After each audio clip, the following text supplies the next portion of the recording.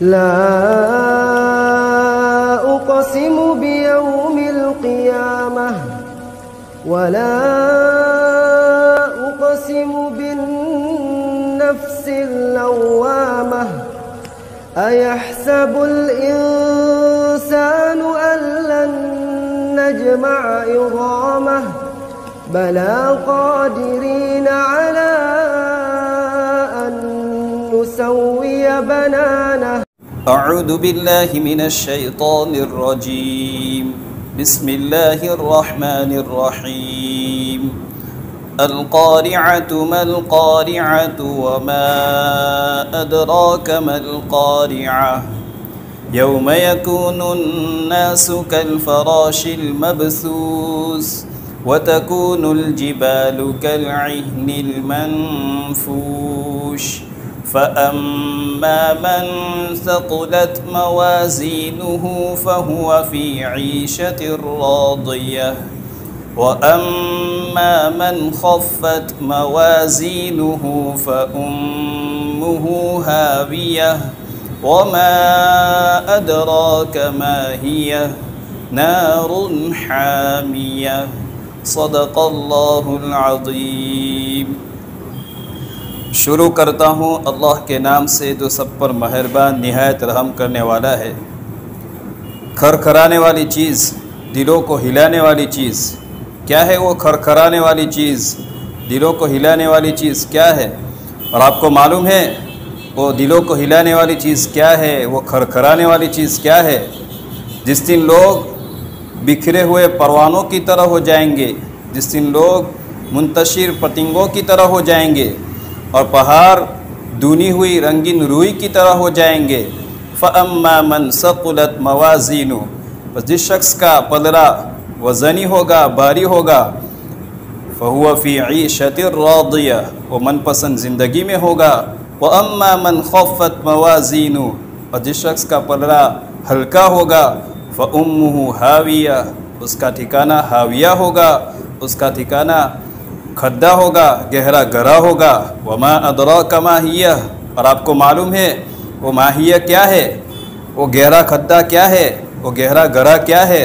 نار حامیہ، وہ دہکتی ہوئی آگ ہے، یعنی جہنم ہے۔ سورہ قاریہ کی تفسیر چل رہی تھی۔ گزشتہ مرتبہ یہ بات ہمارے سامنے آئی تھی کہ قیامت کے دن کے قرآن کریم کے اندر الگ الگ لفظ استعمال ہوئے ہیں، صاخہ، حامہ، حاقہ۔ یہاں بھی قاریہ کا لفظ استعمال ہوا ہے۔ قرأ یقرأ کے معنی کھٹکھٹانا، کھٹکھٹانا، اور کیونکہ قیامت کا دن بھیانک دن ہوگا، سور پھونکی جائے گی۔ حضرت عیسیٰ علیہ السلام اللہ کے حکم سے جب سور پھونکیں گے، جس کی آواز اتنی خطرناک ہوگی کہ لوگوں کے کلیجے پھٹ جائیں گے، اور جس کی کیفیت یہاں بیان کی کہ لوگ حیران اور پریشان ہو جائیں گے، گھبرا جائیں گے، جس کا حال بیان کیا یوم یکون الناس کالفراش المبثوث، کہ جس طرح پچھلی مرتبہ ہم نے سنا کہ بارش کے موسم میں جو چھوٹے چھوٹے ذرات ہوتے ہیں، کیڑے مکوڑے ہوتے ہیں، وہ نکلتے ہیں اور ادھر ادھر گرتے رہتے ہیں، ادھر ادھر پھرتے رہتے ہیں، پتنگوں کے والے پنکھوں والے ہوتے ہیں۔ اس طرح تعداد میں ہوتے، اتنی زیادہ تعداد میں ہوتے ہیں کہ ہم اپنے گھروں کے اندر دیا جلاتے ہیں، بجلی جلاتے ہیں، بلب جلاتے ہیں تو اس کو پورا ڈھانپ لیتے ہیں۔ اس طرح لوگوں کی حالت ہوگی کہ لوگ اتنے تعداد میں ہوں گے، قیامت تک آدم علیہ السلام سے لے کر قیامت تک جتنے بھی انسان ہوں گے تمام کے تمام میدان محشر میں جمع ہوں گے۔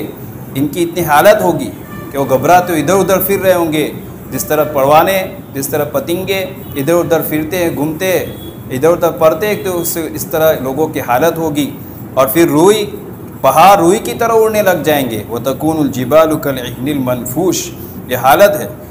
پھر آگے یہاں تک جو ہمارے سامنے باتیں آئی تھی، فَأَمَّا مَنْ ثَقُلَتْ مَوَازِينُهُ، اس آیت کریمہ کے اندر اللہ رب العزت فرماتے ہیں کہ جس شخص کا اعمال کا پلڑا وزنی ہوگا، بھاری ہوگا، وہ من پسند زندگی میں ہوگا۔ اللہ رب العزت قیامت کے دن اعمال کو تولیں گے، اعمال کا وزن کیا جائے گا، اعمال کو گنا نہیں جائے گا۔ قرآن کریم کے اندر دوسری جگہ بھی ہے وَنَضَعُ الْمَوَازِينَ الْقِسْطَ لِيَوْمِ الْقِيَامَةِ فَلَا تُظْلَمُ نَفْسٌ شَيْئًا، کہ اللہ رب العزت فرماتے ہیں کہ ہم قیامت کے دن انصاف کی ترازو قائم کریں گے، ترازو کو قائم کیا جائے گا۔ حدیث پاک میں آتا ہے، کتابوں میں بات آتی ہے کہ ترازو اتنا بڑا ہوگا کہ اس کا ایک پلڑا اتنا بڑا ہوگا کہ اس میں 7 زمین اور 7 آسمان رکھ دیے جاوے تو اس پلڑے کے اندر سما جاوے، اس کا اتنا بڑا ترازو ایک پلڑے کا ہی حال ہوگا۔ اللہ رب العزت اس کو قائم کریں گے، وَنَضَعُ الْمَوَازِينَ الْقِسْطَ لِيَوْمِ الْقِيَامَةِ فَلَا تُظْلَمُ نَفْسٌ شَيْئًا، اور کسی پر ذرہ برابر بھی ظلم نہیں کیا جائے گا، کسی جان پر ذرہ برابر بھی ظلم نہیں کیا جائے گا۔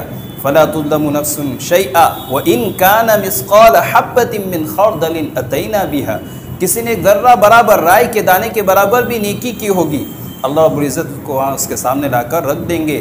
وَكَفَى بِنَا حَاسِبِينَ، اللہ حساب کرنے کے لیے کافی ہے۔ تو انصاف کی ترازو قائم کی جائے گی، اللہ رب العزت ترازو کو قائم کریں گے، اس میں اعمال کو تولا جائے گا۔ فَأَمَّا مَنْ ثَقُلَتْ مَوَازِينُهُ فَهُوَ فِي عِيشَةٍ رَاضِيَةٍ، اور جس شخص کا وزن اعمال کا پلڑا بھاری ہو جائے گا تو وہ من پسند زندگی میں ہوگا۔ دنیا کی زندگی ایسی ہے کہ آدمی اپنی خواہش کے مطابق کوئی چیز اس کے ہوتی نہیں، آدمی کتنے سے بڑا بن جاوے، پیسوں کے اعتبار سے اس کے پاس کتنے عیش و آرام مل جاوے، لیکن جو اس کے خواہش ہوتی ہے کہ میرے مطابق، میرے منشے کے مطابق یہ کام ہو، وہ نہیں ہوتا ہے، اس کی مرضی ہوتی ہے کچھ اور کام ہوتا ہے دوسرا۔ لیکن قیامت کے دن اللہ رب العزت جس شخص کو جنت کا فیصلہ ہوگا، اس کا نامہ اعمال، اس کا اعمال کا پلڑا بھاری ہو جائے گا، وہ من پسند زندگی میں ہوگا، یعنی وہ جو چاہے گا اس کے منشا کے مطابق اللہ رب العزت اس کو وہاں وہ چیز اس کے سامنے حاضر ہو جائے گی، اس کو دیں گے۔ فَأَمَّا مَنْ ثَقُلَتْ مَوَازِينُهُ فَهُوَ فِي عِيشَةٍ رَاضِيَةٍ وَأَمَّا مَنْ خَفَّتْ مَوَازِينُهُ، اور جس شخص کا پلڑا اعمال کا ہلکا ہوگا وہ کیا ہوگا؟ وَأَمَّا مَنْ خَفَّتْ مَوَازِينُهُ فَأُمُّهُ هَاوِيَةٌ، اس کا ٹھکانہ ہاویہ ہوگا۔ اب سوال یہ ہوتا ہے کہ اعمال کو تولا کیسے جائے گا؟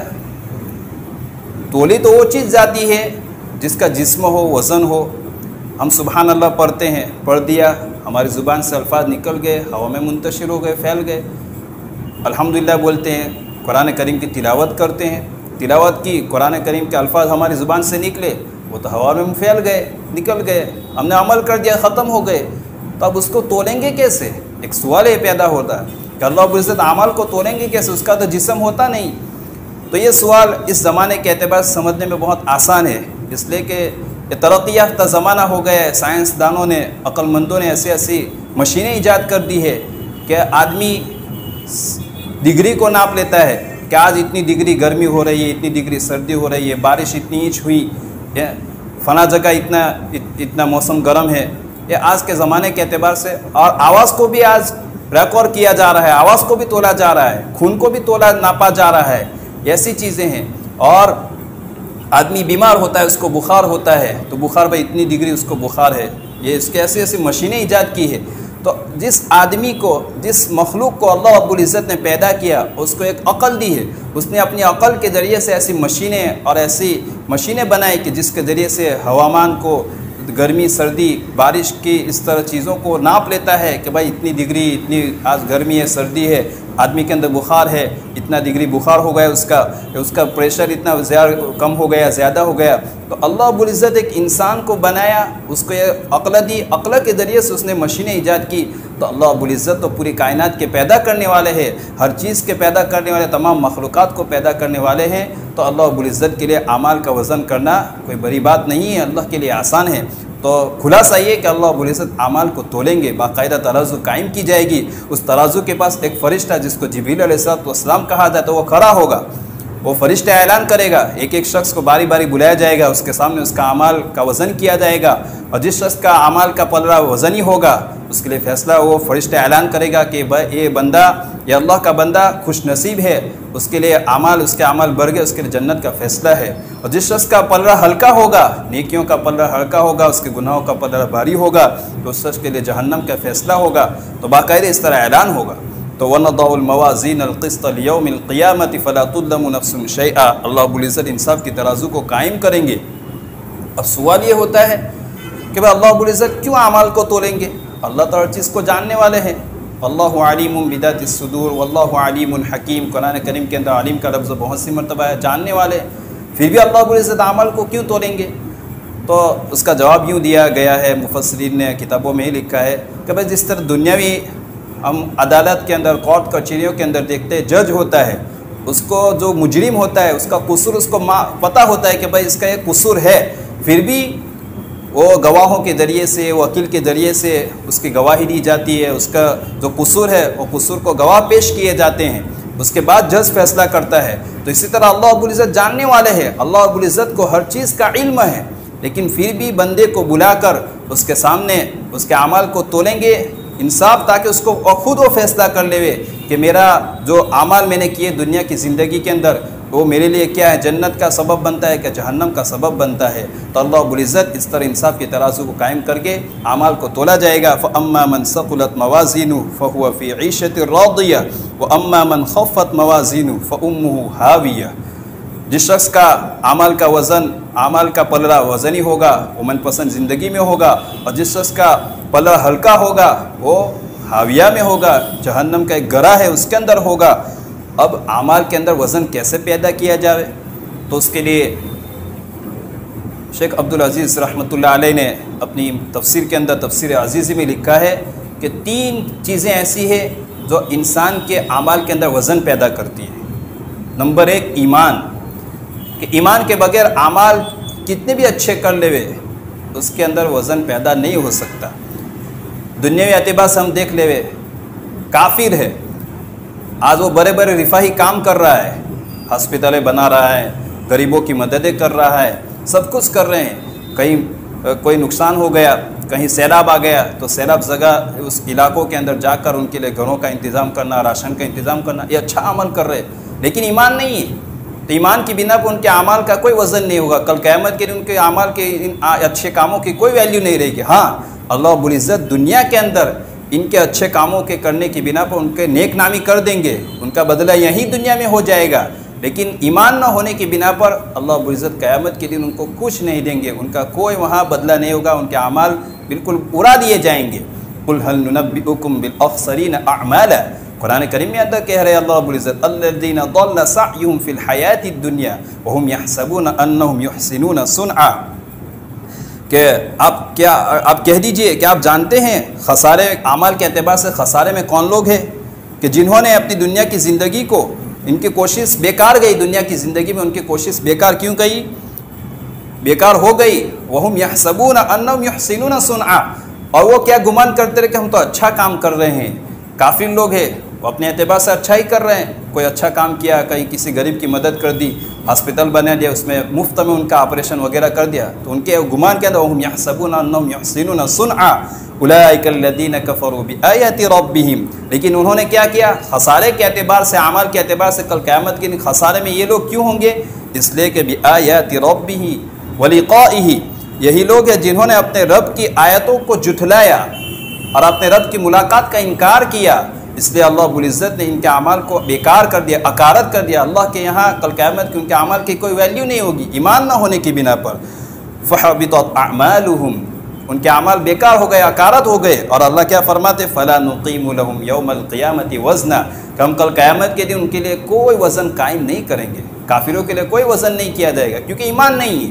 دنیا کے اعتبار سے ان کی نیک نامی ہو جائے گی، دنیا کے اعتبار سے ان کے مالوں کے اندر برکتیں ہو جائے گی، لیکن آخرت میں ان کو کچھ نہیں ملے گا۔ تو اعمال کے اندر وزن پیدا کرنے والی پہلی چیز ایمان ہے۔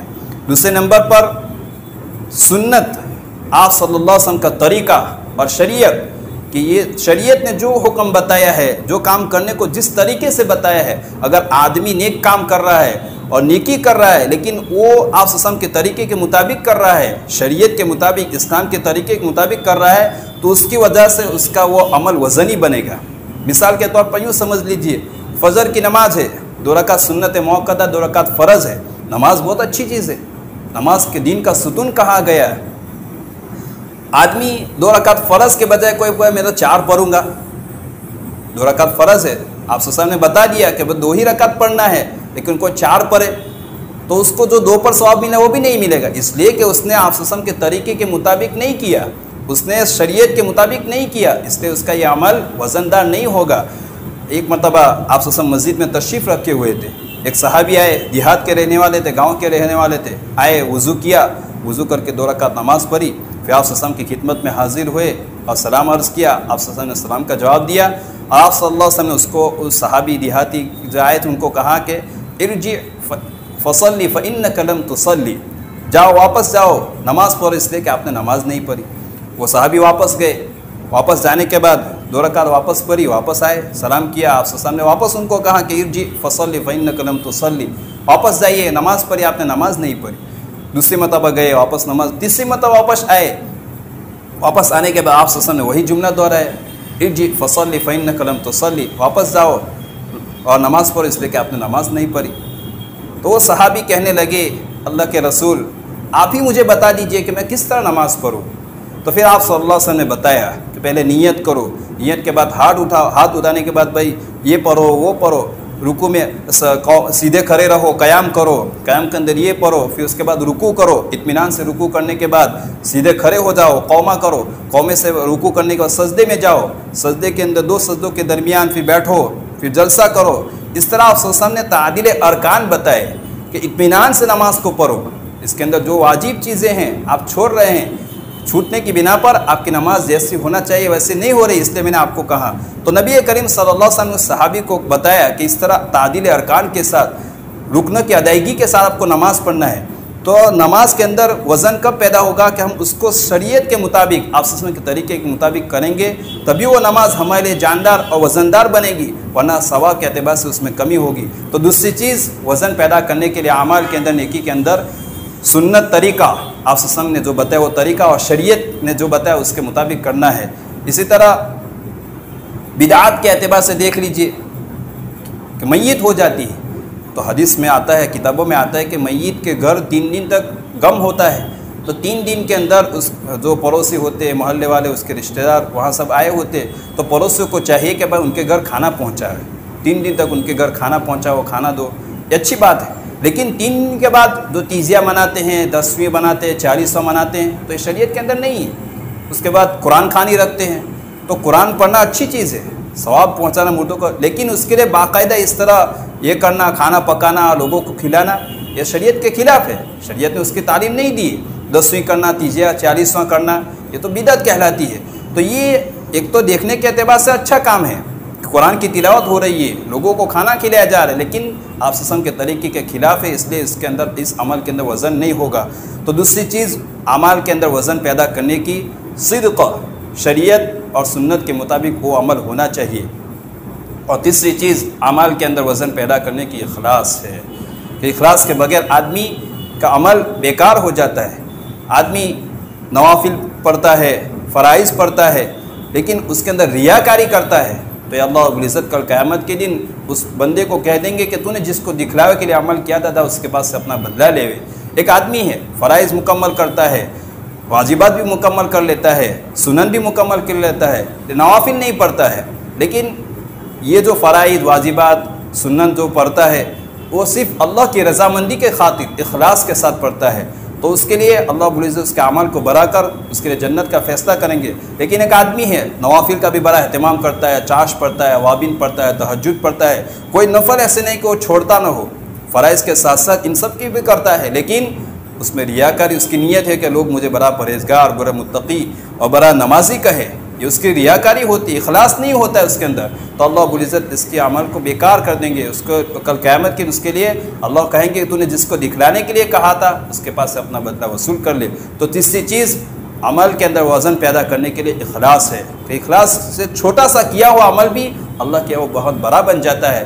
ہم نے بارہا سنا کہ ایک فاحشہ عورت ہے، وہ جا رہی ہے، راستے میں کتے کو دیکھا کہ وہ پیاس کی وجہ سے تڑپ رہا تھا، کنواں ہے، پانی کا کوئی انتظام نہ ڈول ہے نہ رسی ہے، اس نے اپنے پاؤں کی موزری نکال کر اور پھر اس کو اپنے اوڑھنی کے ساتھ باندھ کر اس میں سے پانی نکالا، پانی پلایا، اپنے کتے کو پلایا، اور اس کو کوئی دیکھنے والا نہیں ہے، وہاں جنگل میں کوئی نہیں، ایک کتا ہے اور بس وہ فاحشہ عورت ہے، اللہ رب العزت کو اس کا یہ عمل اتنا پسند آیا کہ اس کی پوری زندگی کے جو فحاشیت اس نے گزر اس کو معاف کر دیا اللہ نے، اس کے لیے جنت کا فیصلہ کر دیا، کیونکہ وہاں اخلاص تھا۔ اس نے صرف اللہ کے ایک مخلوق پر رحم کیا، اللہ کے ایک مخلوق کے ساتھ اللہ کی رضامندی کے خاطر اس نے عمل کیا کہ تیری مخلوق ترک رہی ہے۔ اسی طرح ایک اور آدمی کے بارے میں بھی اس طرح قصہ آتا ہے، بخاری شریف میں ہے کہ ایک آدمی جا رہا ہے، اس نے اس طرح کتے کو دیکھا کہ وہاں گیلی مٹی تھی، اس کو چاٹ رہا ہے، تو اس نے محسوس کیا کہ اس کو پیاس لگی ہے، تو کنویں میں اتر رہا ہے، کنویں میں اتر کر اس میں اپنی موجری کے اندر پانی بھرا اور اپنے منہ میں دبا کر پھر اس کو اوپر چڑھا اور کتے کو پلایا، جس کی وجہ سے اس کی پیاس بجھی۔ اللہ رب العزت نے اس کے اس عمل کو اتنا قبول کیا کیونکہ اس نے صرف اللہ کی رضامندی کے خاطر کیا تھا، تو اس کی بنا پر اللہ نے اس کے لیے جنت کا فیصلہ کر دیا۔ تو تیسری چیز عمل کے اندر وزن پیدا کرنے کے لیے اخلاص ہے کہ آدمی اخلاص جو بھی عمل کرے اخلاص کے ساتھ کرے، اللہ کی رضامندی کے لیے ہو، ریا اور دکھلاوا نہ ہو۔ تو یہ تین چیزیں عمل کے اندر وزن پیدا کرنے کے لیے پہلے نمبر پر ایمان ہے، دوسرے نمبر پر سنت اور شریعت کے مطابق وہ عمل ہونا چاہیے، اور تیسرے نمبر پر اخلاص ہے۔ فَأَمَّا مَنْ ثَقُلَتْ مَوَازِينُهُ، اگر آدمی چاہتا ہے کہ میرا اعمال کا پلڑا بھاری وزن ہی رہے اور میں اپنی من پسند زندگی میں رہوں، تو ان چیزوں کو سامنے رکھے۔ وَأَمَّا مَنْ خَفَّتْ مَوَازِينُهُ فَأُمُّهُ هَاوِيَةٌ، اگر ہم نے ریاکاری کے ساتھ لوگوں کو دکھلاوے کرنے کے لیے ہم نے عمل کیے ہوں گے تو پھر ہمارا عمل کا پلڑا ہلکا ہو جائے گا اور پھر ہمارے اللہ کی نافرمانی والی زندگی گزاری ہوگی۔ فَأُمُّهُ هَاوِيَةٌ، تو اس کا ٹھکانہ ہاویہ ہوگا۔ ہاویہ جہنم کا ایک گہرا گڑھا ہے اور ایک گہرا کھڈا ہے۔ حدیث کتابوں میں یوں آتا ہے کہ اگر اس کے اندر ایک پتھر ڈالا جائے تو 70 سال کے بعد وہ پتھر اس کی تہ تک پہنچے، یہ اتنا گہرا کھڈا ہے۔ اس کا ٹھکانہ جس کے اعمال ہلکے ہوں گے، جس کا پلڑا اعمال کا ہلکا ہوگا، اس کا ٹھکانہ فَأُمُّهُ هَاوِيَةٌ وَمَا أَدْرَاكَ مَا هِيَ، اور وہ ہاویہ کیا ہے، وہ گہرا گڑھا اور کھڈا کیا ہے، نار حامیہ، وہ جہنم کی آگ ہے، دہکتی ہوئی آگ ہے، یعنی جہنم ہے، جہنم کے اندر ایک حصہ ہے، ہاویہ ہے۔ تو اس شخص کے لیے یہ فیصلہ ہوگا۔ تو آدمی کو چاہیے کہ اپنے آخرت کو سامنے رکھتے ہوئے اپنے اعمال کے اندر وزن پیدا کرنے کے لیے ایمان کو بڑھانے والے اعمال کرے، ایمان کو کمزور کرنے والے اعمال سے اپنے آپ کو دور رکھے، سنت اور شریعت کے مطابق ہو، آپ وسلم کے طریقے کے مطابق ہو اور اخلاص کے ساتھ کرتا رہے۔ اللہ رب العزت سے دعا ہے کہ اللہ رب العزت ریاکاری سے، شہرت سے، دکھلاوے سے ہم سب کی پوری حفاظت فرمائے اور ہم سب کا اعمال کا پلڑا وزنی بنائے، ایسے اعمال کرنے کی توفیق عطا فرمائے۔ وآخر دعوانا الحمدللہ رب العالمین۔ بسم اللہ الرحمن الرحیم۔ اللهم صل على سيدنا محمد وعلى آل سيدنا محمد وبارك وسلم۔ اللهم لك الحمد كله ولك الشكر كله وإليك يرجع الأمر كله۔ اللهم لا أحصي ثناء عليك، أنت أثنيت على نفسك یا ارحم الراحمین، یا ارحم الراحمین، یا ارحم الراحمین۔ ہم سب کے گناہوں کو معاف فرما، بڑے خطا کار ہے، بڑے سیاہ کار ہے اللہ، تیری نعمتوں کو کھا کر تیری ناشکری کرتے رہے، تیری نافرمانی کرتے رہے۔ لے اللہ تو بڑا رحیم ہے، تجھے 70 ماؤں سے زیادہ رحم کرنے والا ہے۔ ہم سب کے چھوٹے بڑے صغیرہ کبیرہ، رات کے اندھیرے میں کیے ہو، دن کے اجالے میں کیے ہو، جان کر کیے انجانے میں کیے ہو، تمام کے تمام گناہوں کو معاف فرما۔ یا اللہ ہمارے والدین کے گناہوں کو معاف فرما، ہمارے اہل و عیال کے گناہوں کو معاف فرما، ہمارے بھائی بہنوں کے، رشتہ داروں کے، تمام مؤمن مؤمنات، مسلمین مسلمات کے گناہوں کو معاف فرما، ہمارے مرحومین کے بال بال مغفرت فرما، کروات کوات ان کی مغفرت فرما، جنت الفردوس میں اعلیٰ سے اعلیٰ مقام نصیب فرما۔ جس طرح آج وہ من و من مٹی کے نیچے ہے، ہمارا بھی وقت آنے والا ہے، ہم کو بھی اسی طرح من و من مٹی کے نیچے دفن کر دیا جائے گا۔ یا اللہ اس وقت کے آنے سے پہلے ہمیں اپنی رضامندی والے اعمال کرنے کی توفیق عطا فرما، تیری ناراضگی والے اعمال سے ہم سب کی پوری حفاظت فرما، اخلاص عطا فرما، للہیت عطا فرما، ریاکاری سے، شہرت سے، دکھلاوے سے ہم سب کی پوری حفاظت فرما۔ یا اللہ متقی بنا، پرہیزگار بنا، اللہ ہم سب کو اپنے دین کی خدمت کے لیے، دور کے لیے، دیر کے لیے قبول فرما۔ یا اللہ ایمان کی حالت میں موت نصیب فرما، دنیا بگتے بگتے جانے سے ہم سب کی پوری حفاظت فرما۔ یا اللہ بے گھروں کو گھر عطا فرما، بے سہاراؤں کو سہارا عطا فرما، بے اولادوں کو نیک اور صالح اولاد نصیب فرما۔ اللہ بے جونوں کو نیک اور صالح رشتہ عطا فرما، جن کے لڑکے اور لڑکیاں شادی کی عمروں کو پہنچ چکے ہیں ان کے لیے نیک اور صالح جوڑے کا انتظام فرما، جن کے رشتے طے ہو چکے ہیں مالی اسباب نہ ہونے کی بنا پر رکے ہوئے ہیں۔ یا اللہ تیرے خزانے تو بڑے پڑے ہیں، اپنے خزانوں سے ان کے رشتوں کی تکمیل فرما۔ بہت سے مقروضین ہیں جو اپنے قرضوں کی وجہ سے نا امید ہو چکے ہیں، اپنے قرضوں کے بوجھ کے تلے دبے ہوئے ہیں۔ یا اللہ اپنے خزانوں سے ان کے قرضوں کی ادائیگی کے فیصلے فرما۔ یا اللہ ہمارے بیماروں کو شفائے کاملہ عاجلہ دائمہ مستفیرہ نصیب فرما۔ یا اللہ ہسپتالوں کے اندر جو ہے اللہ ان کو بہت جلدی تندرستی عطا فرما کر، ان کو بہت جلدی رہائی عطا فرما کر ان کو اپنے گھر صحیح سلامت سلامت پہنچا دے. جن کے آپریشن ہونے والے ہیں ان کے آپریشنوں کو یا اللہ کامیاب بنا, عافیت کے ساتھ ان کے آپریشنوں کی تکمیل فرما کر بہت جلد ان کے اپنے گھروں کو پہنچا دے. جتنے ناحق قید و بند میں ہیں, جیلوں کے اندر ہے, ان کے لیے رہائی کے فیصلے فرما. اللہ کئی سالوں سے بیچارے جیلوں کے اندر ہے, ناحق ہے, بے قصور ہے. یا اللہ ان کی اولادیں تڑپ رہی ہے, ماں سے پوچھ رہے ابو کب آئیں گے, اللہ دادی سے پوچھ رہے ابا کب آئیں گے. یا اللہ ایسے اولادوں کی لاج رکھتے ہوئے اللہ ایسے تیرے بندوں کو بہت جلد رہائی کے فیصلے فرما. یا اللہ نبی کریم صلی اللہ علیہ وسلم کی سنتوں کو جان کر اس پر عمل کرنے کی توفیق نصیب فرما. مساجد کی حفاظت فرما, مدارس کی حفاظت فرما, مکاتب کی حفاظت فرما, دینی خانقاہوں کی, دینی مراکز کی, اور جہاں کہیں بھی تیرے دین کا کام ہو رہا ہے, جن شکل و صورتوں میں ہو رہا ہے جو تیرے یہاں مقبول اور پسندیدہ ہے, اللہ تمام کی حفاظت فرما. کام کرنے والوں کی حفاظت فرما, قدم قدم پر ان کی رہبری فرما, نصرت فرما. اللہ حاسدین کے حسد سے, فتن کے فتنوں سے, شریوں کی شرارتوں سے, دشمنوں کی دشمناوتوں سے اللہ پوری حفاظت فرما. حرمین شریفین کی حفاظت فرما. ہم سب کو اپنے گھر کی حاضری نصیب فرما, حرمین شریفین کی زیارت نصیب فرما. روضہ اقدس کے اوپر اللہ صلاۃ والسلام کا نذرانہ پیش کرنے کے لیے ہم سب کو بلا لے. یا اللہ تیرے لیے کوئی مشکل نہیں ہے. اللہ ہمارا دھیان ہمارا اسباب پر ہوتا ہے, تو تو مسبب الاسباب ہے. تیرے لیے سبب پیدا کرنا کوئی مشکل نہیں ہے. بہت جلدی ہمارے لیے اپنے گھر کی زیارت کے فیصلے فرما. یا اللہ جو گئے ہوئے ہیں, جو عمرہ کر رہے ہیں, جو جا چکے, جو گئے ہوئے ہیں, ان کے عمرے کو آسان فرما. تمام ارکان میں ان کی مدد فرما. عافیت کے ساتھ تیری رضامندی کے خاطر عمل کرنے کی توفیق نصیب فرما. جن کے جا چکے ہیں اور جو آ گئے ان کے عمروں کو قبول فرما, ان کے حج کو قبول فرما. یا اللہ آپ صلی اللہ علیہ وسلم کا امتی جہاں کہیں بھی ہو, اس کے ایمان کی, جان کی, مال کی, عزت آبرو کی خوب کو حفاظت فرما. اللہ ہم سب کی جائز و نیک مرادیں پوری فرما. وصلی اللہ تعالی علی خیر خلقہ سیدنا محمد وعلی آلہ واصحابہ اجمعین برحمتک یا ارحم الراحمین.